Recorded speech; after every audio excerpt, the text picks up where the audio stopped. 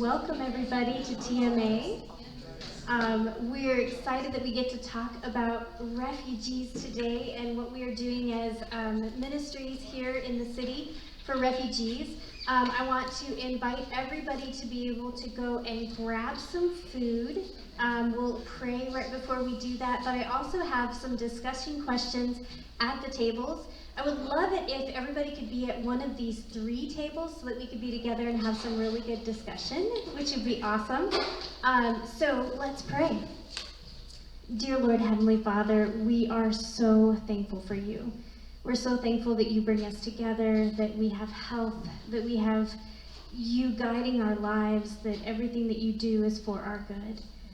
Lord, we are so thankful that we get to be here to celebrate what you are doing in our communities, how you are bringing people to us that need to know who you are.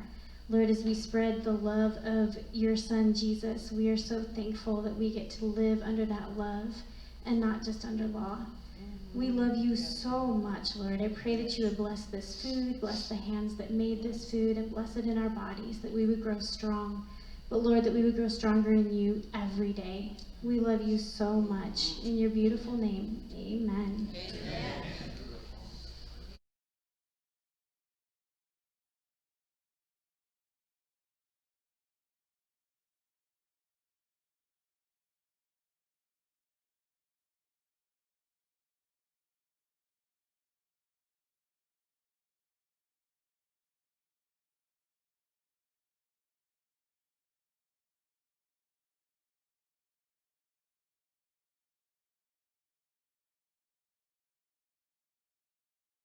And so for our family, it was war and famine that drew us here. There's lots of different families that have to flee for lots of different reasons.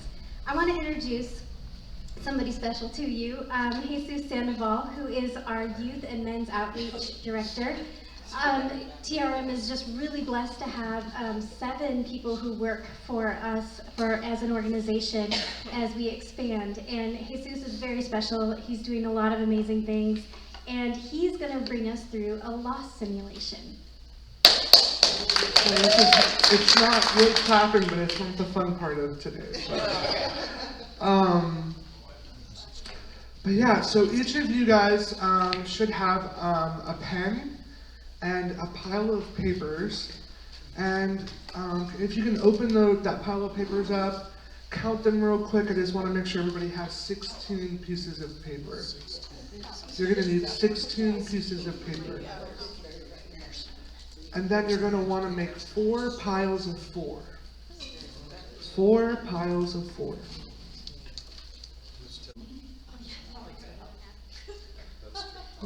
Okay. So in one pile of paper, I want you to write 4 people that are important to you. 1 on each piece of paper. So 4 people that are important to you.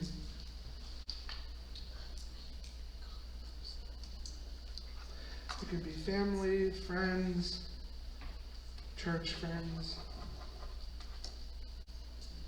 All right, so 4 people that are important to you. That should be easy, right? 4 family heirlooms or keepsakes that you wouldn't want to leave behind. So 4 family heirlooms or keepsakes that you wouldn't want to leave behind.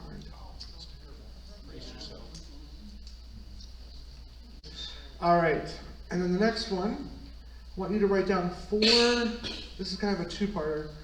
You can write down 4 things or locations that you love that you can't take with you.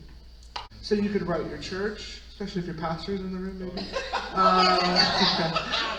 Your house, those things. Thank you for reminding me. Yeah. Tucson Refugee All right, and then the last one, 4 documents you think you will need. 4 documents you think you will need. All right, so you're out of time. You're out of time, and part of that is because refugees don't get too much time to do this, to figure out what's most important to take on this journey with you. So I want you to look at the pieces of paper and quickly choose From each category, something that you will lose. Something that you will lose. So something from each category, take it and discard it in the middle of the table. I didn't fill out this one. So you're choosing something that you're gonna lose and discard it in the middle of your table. That's why I didn't do it again. And we want to. I like this.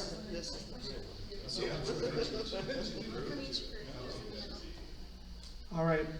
So imagine fleeing your home and having to choose what to take or even who to take. Should you run by the school to see if you can pick up your other children, or just flee with a child who is in your arms, knowing that between here and there, the school, that you could each be killed?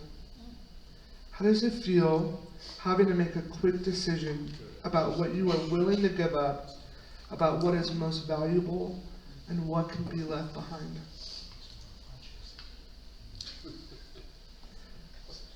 I want you to picture yourself locking the door to your home for the last time and putting that key in your pocket.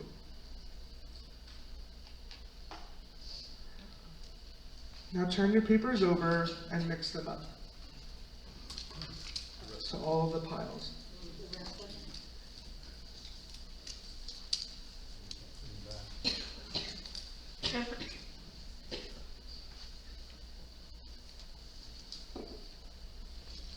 All right. Now take 4 pieces of paper and put them in your discard pile. Just random. 4. Now take 4, yeah. Well, you're supposed to mix them up. Mix up your piles.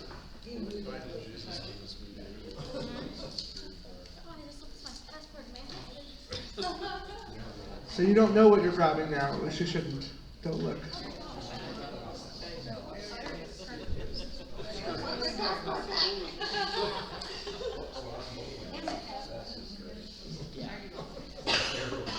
All right, so I want you to imagine sitting in a refugee camp, not knowing if your brother is alive or where your mother is. Are they safe? And what about your pets? Does your home still stand? Did your neighbors or church friends make it out safe? Did your family photos survive the trip, or did they get washed away and that stream you had to cross? Do you still have your passports or birth certificate for every family member? How does it feel to not know what you have lost?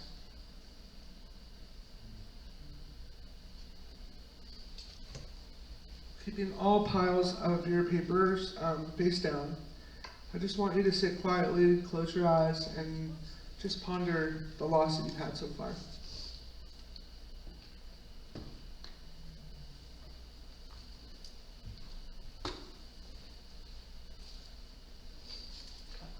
He's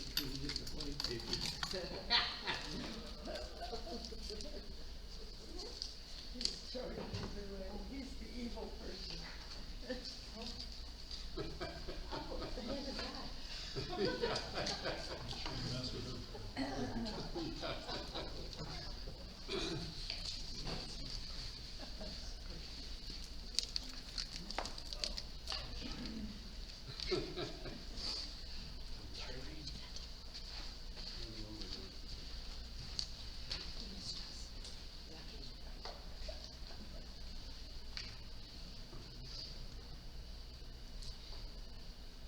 Your country is in chaos, and you are on a journey to survive. Many things can happen along the way that can mean even another level of loss. In a couple of instances, maybe you walk past someone only to return and take,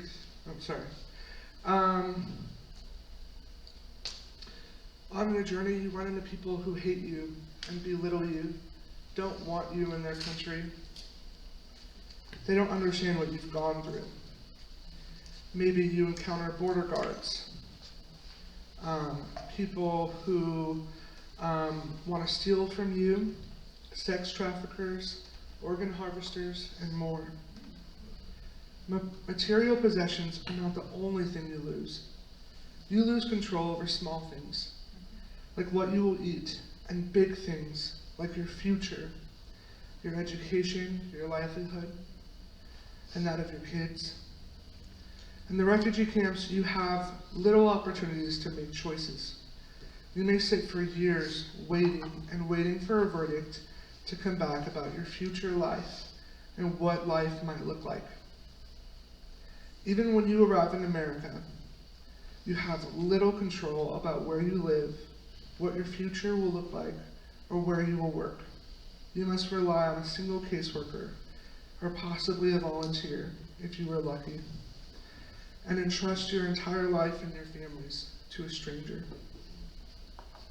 Now I want you to turn your papers over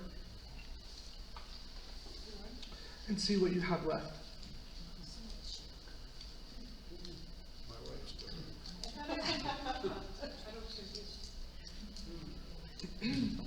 So turn over and see what you have left. And one more little twist. If you maybe wrote down that you have a college degree, some kind of certificate for work, you might as well throw that out, because it might not be qualified here in the US. You might not be able to use it. How does it feel to have no power or control over what you lose? You guys can just speak some words that come to your mind, some feelings that come to your mind. Helpless. Helpless. Sad and depressed, yeah. Anger is a secondary emotion. No, you tell us. Belonging and control. Yeah. And what is something that meant a lot to you that you no longer have? Your children? Yeah. Now my kids. People. Just people? Yeah. Mhm. Was there anyone here who didn't lose anything in that last round of loss? When I went around and ripped them up. Yeah. So if you didn't lose something, you might think that, if you didn't lose more, you might think you're lucky. But you also have to think, well, your neighbor could have lost everything. And then you will feel shame, that you didn't lose as much. So that is an extra burden that a lot of our families deal with. All right. Any other feelings that anybody wants to share just about the loss? Any other feelings, any other words? Well, it's like a death. It's like a death, yeah. It's the death of the future you thought you'd have. Mhm. Whatever you felt like was certain, my home will always be here until I move on my own will. My children are safe in this community. There'll never be war here. I'll never have to just leave. I can't think of anything but Ukraine, because it's in the news all the time, and the horrors there. Yeah. I remember a few years ago, when I first joined staff, I remember meeting a man from Syria, and I asked him, when did you know? When did you know that you had to leave your home? And he said, when I was sitting in my living room with my children, and the whole house started to shake because there was a tank in our front yard. And it just shook me to my core. We have to understand that refugees don't leave their homes because they wanted to. They leave their homes because they're forced to leave. And there are so many levels of loss. So thank you guys for going on that journey with us this morning. I know it's not easy, but it's so important to understand what people have gone through so we can be of help and minister to them. Thank you, Jesus. Now, I started off with a discussion about your own family and how your own family got here. And understand that even our own relatives went through some very, very similar journeys. We very rarely do we have somebody that's a Native American when we do this presentation that's here. that has never had to experience movement. But this is the story of your ancestors. This is everybody's story. And the Bible has a lot to say about immigration. What I want to show you is my very good friend Nisreen. She calls me her sister. I get sister status, which is really awesome.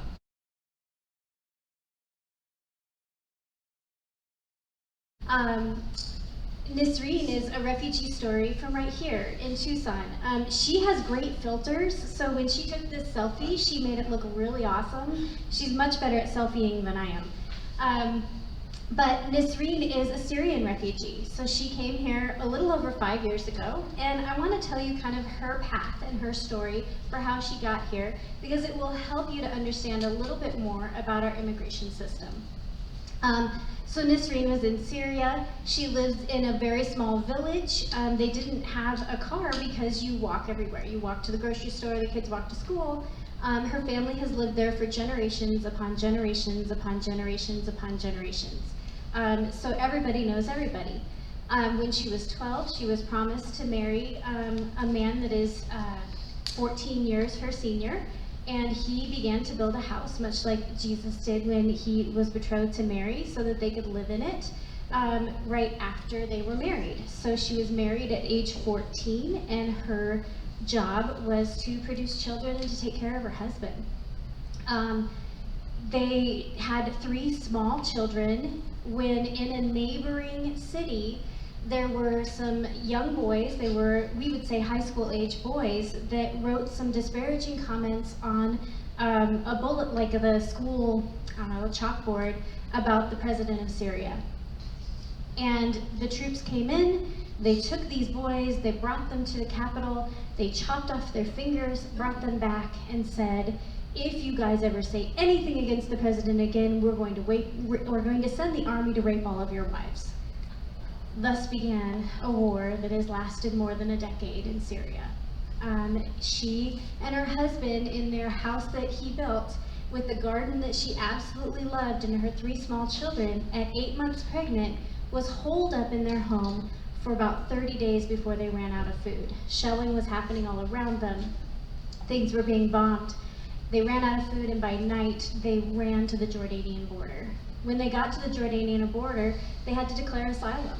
They said, look, we're being persecuted. If we stay, that we're going to die. In that asylum, they got connected with the UN, so United Nations. So there's a UN resettlement. So UN, what they do is they do years and years of vetting of the refugees. So over and over, they have lots and lots of interviews, they have blood tests, they have health checks, they have background checks, all of these things. But of course, if you don't flee with the right documents, they have to figure out who you are and who your people are, and are you the bad guys or are you the good guys? So right now, currently, there are 100 million people that are displaced in the world. That is 1/3 of the US population. 100 million. There have never in any time in history been this many people that are displaced from their homes. 100 million that actually went through that scenario, not just pretending. Just wanted to let that sink in. So most of Nisreen's family still remains in camps in Jordan and in Turkey. She was one of the very, very, very lucky few. Less than 1% of our 26 million vetted refugees through the UN actually get resettled to the United States, less than 1%. There are other countries of resettlement, many countries who actually resettle more than we do, but right now there's 26 million who've already been vetted that really want to be able to find a home, and they're just waiting in camps. She got the lucky ticket. They got to be able to fly here to the United States, but that flight was not free. So they have to pay back all of the money that that flight was to bring over her children. By this time, she had her 8-month-old in the camp that she was pregnant with, so she had 4 small children, and her husband and her, and coming from a country where you make very, very little, the plane tickets are very, very expensive. They got here and they did not know the language at all. They only knew Arabic. They did not have a faith community that accepted them. Most of the mosques, we now have 3 mosques here in Tucson, don't accept the refugees because they're not the right kind of Muslim. That's actually a blessing for us. So they don't know the language. They don't have their faith community anymore. They don't know the culture, and this is a very big thing. And you don't know culture until you have a friend from that culture. So they don't understand what's going on in the culture, and they don't know how to get a job. They don't know how to do a lot of the basic things because everything is different. One of the things that's very, very different is our financial system and how you get a job. There you ask your uncle, and your uncle gets you a job, and you work in the family business or along those lines. But here in the United States, we have something called credit. And you can't actually buy a vehicle or a house or something unless you have credit, and they don't even have that there. You know, the whole financial system is very different. So you're coming, you've got 4 small children, you don't know the language, you don't know the culture, you're in a very, very small apartment, and your husband is stuck in a job that he does not love, because when you come, you get whatever job you can for whatever you can. So a lot of our refugees get jobs in the hospitality services. So they're washing dishes or they're cleaning hotel rooms. In COVID, 90% of our refugees in Tucson lost their jobs. So they're getting low-paying jobs. They're being put into apartments here in Tucson. We have, one of our Somali families, there's 10 people squished into 2 rooms. Because our housing is so expensive right now. It is incredibly expensive. If you've got the head of the household who's working a minimum wage job, how do you survive? So they're coming in, they're learning the language, they're learning the culture. The children learn the language much faster because they're put into school. And in school, they're learning language and culture, but they're coming home to a completely different culture, and parents who are saying, no, you are from our culture and in our way. And they go to school and they have to be a completely different way.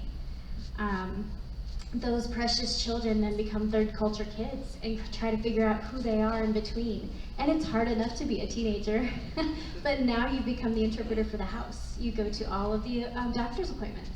You interpret what the heck a phlebotomist is, or these words that you don't even know yet in English, but you're trying to figure it out. Yesterday we actually got the privilege of being able to talk to a whole nursing class and help them to understand how to communicate that and what the children do and don't know, which was really a huge blessing. So as a teenager, you become almost an adult in the family because you gather the culture, you gather the language, and you are able to function a little bit faster. You don't have a driver's license, so you've got to be able to figure out how to drive, because Tucson is not a city where there's really great public transportation. So you've got to figure out, how do I make enough money to be able to get a car to be able to get to my job? You have kids in school and you have no idea what they're actually learning, and you're pretty sure that in this culture, because most of our refugees that are coming in, that they're learning a whole bunch of immoral Christian stuff, because what we've heard before we came is that all these Americans are like the Kardashians. It is. That's what we export. Yeah, and social media, of course. And a couple people over here joked about, where do I put down my cell phone? But really, that is, for most of our refugees, they're coming in with the clothes on their backs and cell phones. That's just what they've got, and they've lost everything. So for Nisri, she got into an English class with Ella, and I'm going to show a small video a little bit later about Ella and what it meant, what Ella does, but what it meant for her is that she now had some friends. She lived in a large apartment complex where there were lots and lots of other refugees there because it was government housing, but she was incredibly afraid to make any friends. Because what if she made friends with somebody next door who actually believed something very different or were after her family? So for a lot of our refugees, they isolate themselves because they don't actually know any of the other refugees. Most of them are never from the same area or the same region. Very, very rarely are they coming with their family groups. So they're here alone. They have no support system. So she was afraid of all of the people around there, and also told her children to be afraid of playing with the other children. One of the great things that happened is that Ella, which is English language learning for adults, a friend and I started Ella, which is a program for learning English, about 6 years ago at a local school that was right by this apartment complex. And so we started gathering all of those parents to come in and learn English while their kids were in school. Well, as soon as they're learning English together and they're able to communicate to each other and they realize that we all have universal things that we all are really interested in, like food and family and our faith, they start to become friends. And what happens is that the entire school is changed. And one day the principal comes in and says, "Oh my gosh," and this principal is in tears, "I just saw the parents of 2 kids that have fought forever and ever and ever exchanging phone numbers and saying we need to get together." Oh my goodness. Now community is being made because now they're not strangers to each other. They feel like they're part of a community. They feel like they're part of something bigger. Now, when they go to English class, they get 45 minutes of really, really good English, but they get a half an hour of reading time. Well, reading time is out of the holy books. And they are learning Bible stories, and I'll let Dawn talk about it a little bit more after that. So Nisreen and I became close during these classes, very close. I'd come and visit her family quite a bit, but her husband was very unhappy. And anybody who's ever lived in a new place or in a foreign country, there is a period of time that you have where you decide, this is not good, I need to go back. And for a lot of these men, they had higher status, they had jobs that were good, they had wealth there, they had, lots and lots of things built up, and here in the United States, they're not there. And they want to go back home, but there's nothing to go back home to. And so they struggle in their work, they struggle with meaningful work, they struggle with what happened and what's going on, along with all of the trauma that we just talked about. So there's this struggle for Nisreen and having her kids happy and having her husband happy, and now in this culture, who do my children marry? I would have arranged a marriage in my village. What do we do about their futures? The girls here go all the way through high school to school, and it's required. What do we do? There's so much change. I'm looking at James over here, and I was thinking about how we've been connecting with James and also with TPD. So we've got, law enforcement that are coming in to be with our refugees because in their home countries, all of the law enforcement was corrupt. They don't know who to trust. So when we are coming in as organizations, we're coming in to build those security systems. We're coming in to build a community of trust, a place that they can actually feel like is theirs and is their home. What I will say about Nisreen is that over the years, she's become my boss. She tells me she's my second brain. And so she actually reminds me of all the things that I need to do. She tells me the things that I need to do to be able to connect better with the community, and she has a very powerful voice in some of the things that we do for both our teen girls and the women. We're really thankful because she's actually made a full cycle. She now no longer is the stranger who is surviving here. She is now my neighbor who is thriving here in relationship. And this is what we really want for all of our refugees. What I will say is that there are different types of immigrants.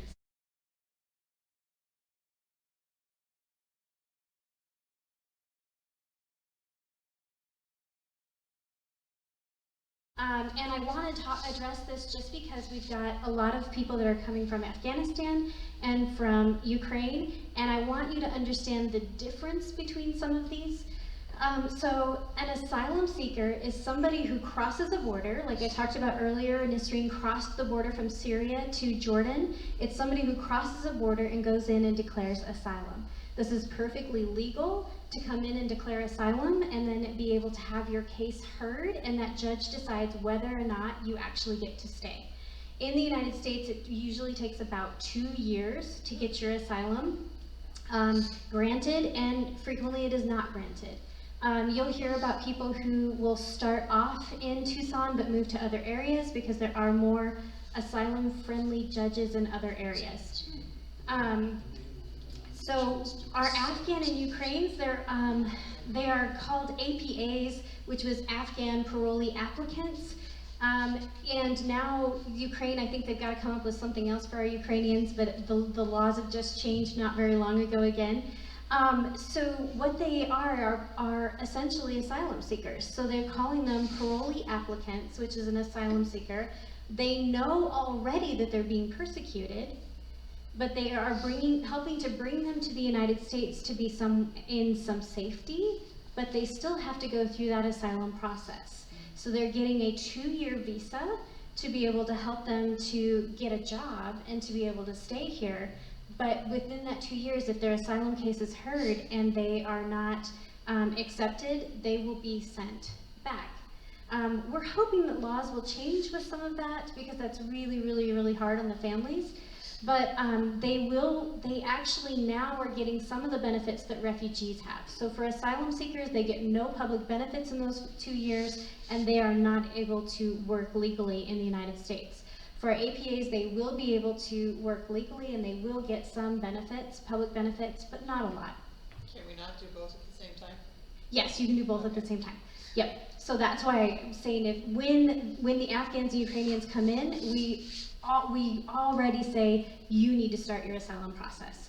And so for our community center that we just started, we actually have several of the resettlement agencies are meeting with their clients there, helping them to meet with attorneys, pro bono attorneys, to be able to get all their paperwork going. There's migrants, and migrants move across borders without legal recourse.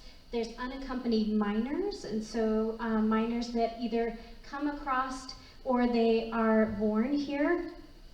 There's an SIV, which is Special Immigrant Visa. These are people who helped with the US military or helped with things in certain countries. A lot of our Afghans actually have SIV status rather than the APA status. And when you have SIV status, you are a full refugee. You come in and you just have conditional citizenship. So it just means that within 5 years, you've got to pass your citizenship test and be able to become a citizen. The problem is that what happened in Afghanistan happened so very fast that some of the people who had started their SIV application process did not get it finished. And so they're working on trying to figure out how to do that. And again, refugee is what we talked about. So our refugees are picked from the 26 million vetted refugees. The President of the United States decides how many of those will come in. So we currently have an immigration-friendly president who said, hey, we want to be able to have 120,000 refugees come in. This has changed quite a bit because of what happened in Afghanistan and Ukraine. So I think that he's changing his idea of how many people are coming in. But we have resettled in the last 6 months more than we've resettled in the last 4 years combined. So what happens is the president decides how many. They are taken from what the UN has already done in all of their vetting, and they're brought here to the United States. And they're resettled into different states. Each state gets to decide how many refugees that they want to take into that state. So for instance, our governor talks to the Office of Refugee Resettlement, who's headed by Charles Shipman, a really good Christian guy, and says, how many do you think that Tucson and Phoenix can handle for refugees? And then he goes back to the federal government with that number of how many that we can handle. Then, go ahead. Do the Ukrainians count in that number though, because they're being sponsored? No, no. And actually, I think all that number's just been thrown up in the air with everything that's going on, to be honest. So the normal process is what I'm talking about, so it's a great question. And so what we have here in Tucson is there's 4 resettlement agencies. So all of the refugees that come in from the state, they get divided among the 4 resettlement agencies. We have 3 Christian-based resettlement agencies and 1 that is a secular resettlement agency. Our secular resettlement agency actually resettles by far more than the other 3, but we have really good relationships as Tucson Refugee Ministry with all of them. So when they come in and they're resettled, the resettlement agencies are required to do several things. They're required to get them a job, to get them a home, to get the kids in school, and to help them to understand, the public assistance. Then they have 3 months worth of resources, and they're expected to be able to be on their own. I have a 20-year-old who is not on his own. And I just think about, he has all of the advantages. He has the culture, he has a church family, he has our family, he's got all of the things. And it's very, very, very hard. Right now, one of the largest obstacles is housing. And so you may have heard that we were helping quite a bit at the hotel where there were a lot of refugees. Thankfully, there's no more refugees in hotels right now. We have found housing. But housing right now is the biggest boundary. Jobs have come back up. We've been able to find lots of jobs, but we're always looking for better jobs and better paying jobs. So what happens then after the resettlement agency has done all of those things, those caseworkers are so busy that the refugees are kind of on their own. But we know that they're not settled at that point. They're still on survival mode. And that's where Tucson Refugee Ministry and ministries like us come in. I'm gonna skip through some of my slides because we talked about some of these. What I will say is that if you see somebody on the street and you suspect that they are a refugee or that they are an immigrant from another country, definitely come up and say hi and make friends with them. It would be totally culturally appropriate. It would be welcomed because they're so lonely. They want to make an American friend. If you can imagine going to somewhere where you were sinking or swimming because you didn't know the language, the culture, or anything, and you knew nobody, life would be that much harder. So what we do as ministries is really come alongside to help them to go from surviving to thriving. And that comes through relationship. And relationship is a key for everything that we do, because it's through relationship that they're able to gain all of the valuable skills to be able to survive in this culture. And your ancestors did the same thing. They had to come and be able to understand, how do I survive in this culture so that our generations would be able to thrive. So what I will say is that avoid slang, and I'm the worst at this. I'm always saying something like it's raining cats and dogs, or the things that the colloquialisms that we know, but that our refugee friends will be like, what in the world is she talking about? Cats, And dogs. they have some of their own. As I've been learning Arabic and stuff, I'm realizing, like, what in the world does that mean? And they laugh and they tell me what it means. And so every culture has it, but when you are communicating, avoid some slang.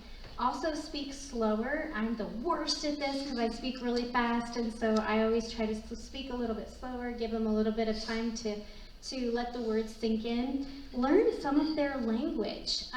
Learn how to come up and say assalamu alaikum or masalama, or something, a welcome or a hi or my name is.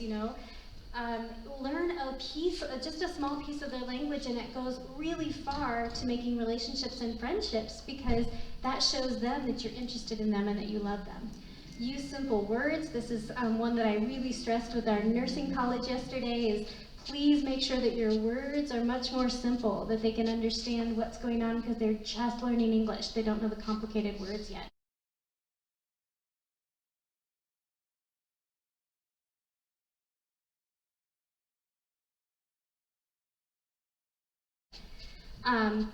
I also have some apps here that really help. So Google Translate is a really good app that you can use to be able to translate and help understand each other. But Tarjumly is another app that we use also, especially for so Google Translate doesn't do very well with Dari or Pashto, which are the languages from Afghanistan. And there's a couple of our languages in Africa that it doesn't do very well with, and so we use Tarjumly for that. But guys, we have Bible apps. We have lots and lots of Bible apps that are in a million different languages. And so when you are sharing your life, and it's perfectly natural from their cultures to be talking about spiritual things, unlike a lot of our Americans, when you're sharing your life and you're sharing the stories of God, open up the holy books, the Bible, in their language, and they will appreciate that and love that. Understand that their culture is very different than our culture. That they are much more relationship oriented, and they do expect that if you are family, you are going to be at their house, maybe every night. And so they very much are a relationship oriented, where we are very task oriented here in the United States, and so they're going to be coming at things very different than we are. They have a lot of indirect communication. And for an example, is I brought this really fancy dessert, and I asked my friend, like, hey, would you like some dessert? She said, oh, no. And then I put it away, and she's like, well, I kind of wanted that dessert. And I said, oh, well, you said no. She said, well, you didn't ask 3 times. So, know that culturally, their communication is indirect. It would seem too greedy of them to say, oh, yeah, give me that. Where for us, that's totally fine to say, give me that. They come from a group identity culture, and so they're used to being in groups. Yeah. When you say they, this is your experience with 100% of refugees? Not 100% of refugees, but most.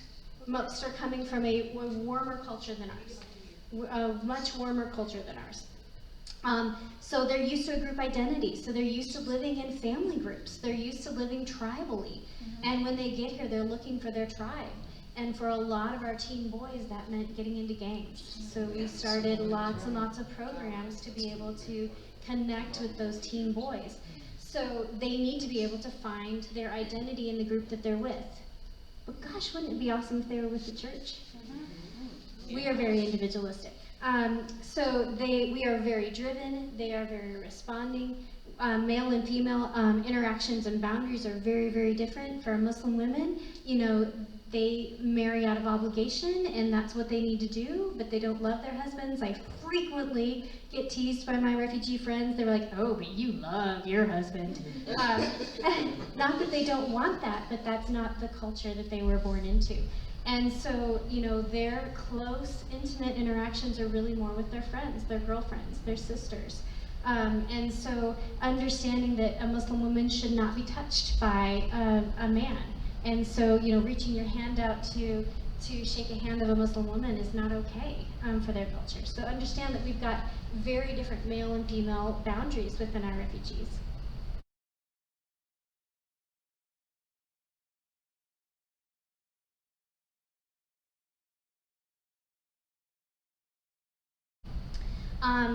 And we talk a lot about self-sufficiency, is that we don't want to just give fish all the time. It was wonderful when the churches got together to be able to help when there was this crisis, but we want to teach them to fish.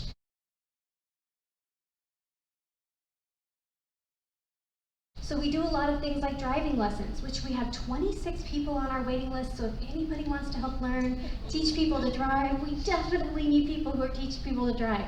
And we have a vehicle. We have a car. Yes. We have a vehicle. You don't have to use your own car. Yeah. Okay, cool. We help to teach English. We help to teach citizenship. We help to, like in our teen groups, there's always some sort of practical skill that we're teaching those teens that they may not be learning at home.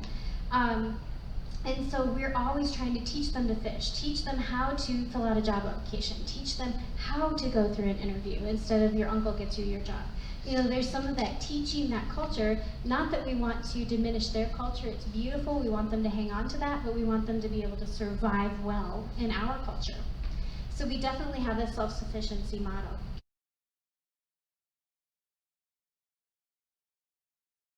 And here we've got about 10,000 refugees in Tucson, and about 250 of the families are connected with Tucson Refugee Ministries. So we're definitely building bridges with lots and lots of the refugees.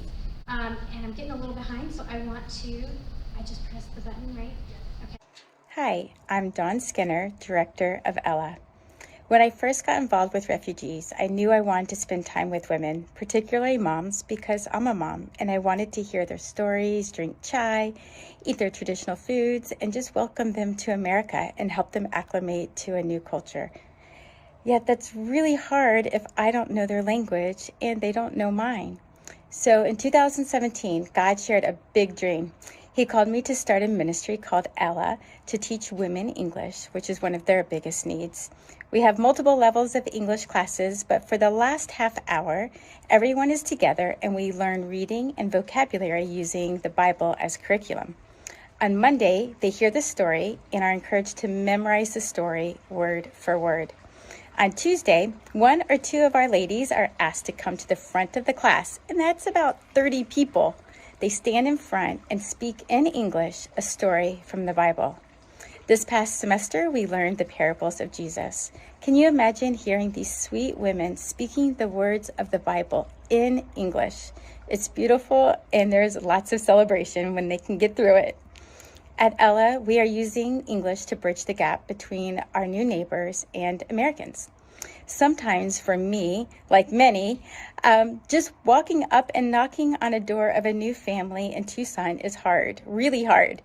But we found that using English classes help Christian women connect into relationships naturally with Muslim women who need language help, but so much more. Our classes run a school year, August through May, and we meet twice a week. So you can see how easy it is to start a friendship with a woman you see 2 times a week. We have teachers who teach, but we also have table leaders who don't need to prep for a lesson, just show up and sit beside other women and love her like Jesus loves her. We are completely volunteer-based, so when a woman asks us what we're doing and helping her, it's easy and natural to say, Jesus first loved me and called me to love him and others. And they're so thankful because we are often their first American friend. When this door is open, they see Christian women not giving up on them, encouraging them, celebrating them when they read a sentence for the very first time, some who have never even written or read in their own native language. There's so much joy and happy tears all around. A woman this year said, "Thank you, my husband told me I am too stupid to learn English." And another one of our students from another country came up to her and put her arms around her and said, "I cried every day for 4 years when I moved here. You can do this." We have another woman who fled South Sudan years ago, leaving a child behind in the confusion. They have 4 children. Their home was burning for the 4th time, and Adam was left. He is now 15, and the last time this mama has seen her son was when he was 8. And because we have been able to connect through our English class, I've been able to help her find an immigration attorney and start the process to get Adam back to the country and be reunited with his mom. And we have a lot to celebrate with her because just last week she became a citizen. So we are praying that this process will move quickly and she'll be able to be reunited with her son, because we can pray that God is a big God who says nothing is impossible for him. So Ella's just not just an English class. We're a friendship class. We're an advocate class. We're a cheerleader in the dark world. John 1:5 says, "The light shines in the darkness, and the darkness will not overcome it." So thank you for allowing me to share about Ella. And if you're interested in knowing more about our ministry, you can check out our website at ellacenter.org. Blessings to you and your family. Thanks. We're super thankful for Cherie Gray, and many of you may have known her, but many different ministries came from that. And I was able to help start this ministry with Dawn before I became the director of Tucson Refugee Ministry. But there's another great ministry that I also want you to learn more about.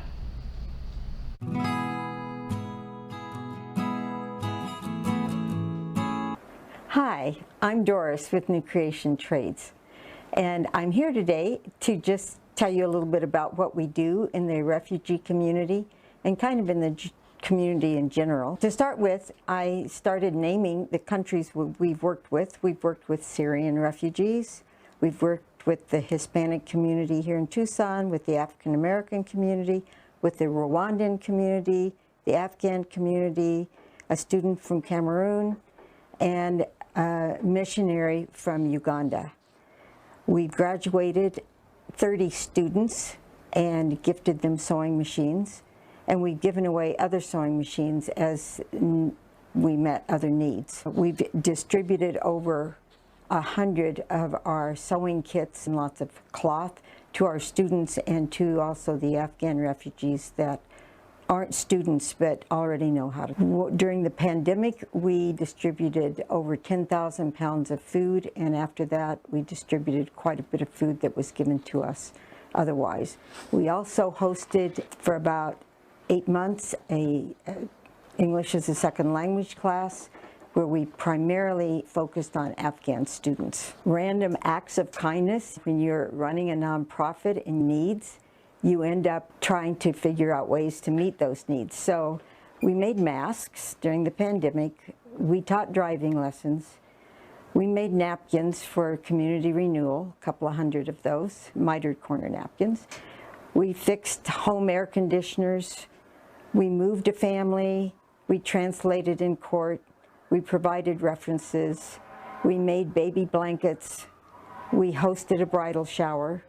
We went to Ohio to become the mom and dad of a bride that didn't have family. And so from there, we started working all along. During this time, we've gotten many donations.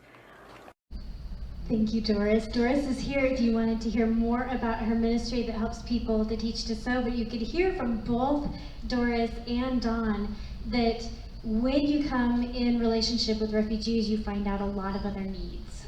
There's a lot of things going on. At Tucson Refugee Ministry, we have 19 different programs that help to meet a lot of needs, but the core of everything that we do is build relationships so we can talk about Jesus. We recently started a community center, and we're really thankful because there's a couple people here in this room that have greatly helped out with some programs at the community center. You know who you are, but thank you, thank you. There's a coffee shop that is starting in the community center to help with some social aspect of it, to be able to build community. And we just started our kids club in there, but there's a lot of things going on in the community. What is needed is people and relationships. People and relationships are the number one thing that helps to heal trauma and helps families to be able to thrive. And so as you go back to your spheres of influence, and maybe you mention a little bit about refugees, if you have people who are interested in volunteering or interested in supporting us financially, we would greatly, greatly appreciate that. But what we need the most is prayer. Satan certainly is doing his work to try to draw us away because he wouldn't want people to know about the love of Jesus. But every day we're working really, really hard to be able to show the love of Jesus. In the last couple of years, we've had 2 Muslim families that have come to Jesus because of the programs. So we are really, really thankful for the work that God has for us to do. I just want to talk about a couple specific needs, and then I have some discussion questions at your table. Specific needs are always going to be housing, that's going to be a need. Good jobs, that's always a need. And as we are welcoming lots of new Ukrainian refugees who are actually going to be sponsored, we're going to be helping with some of that sponsorship. We're looking for somebody who would be willing to be an administrator of a program. So if you have anybody with admin skills that are really excited about what's happening with Ukrainians coming, please refer them to us. Let's pray. Dear Lord, Heavenly Father, I am so thankful that you are moving your people to us. In a time where we can't go and be witnesses of yours in other nations, you are bringing them right here, where we can show them your love, your hospitality, where we can build relationships that will just show who you are and give the grace and freedom that you give. We're so thankful for you. In your beautiful name, amen. So I've got a couple discussion questions at your table, and I think we go until 9, right? Yes. Okay, so you're more than welcome to dismiss after your discussion.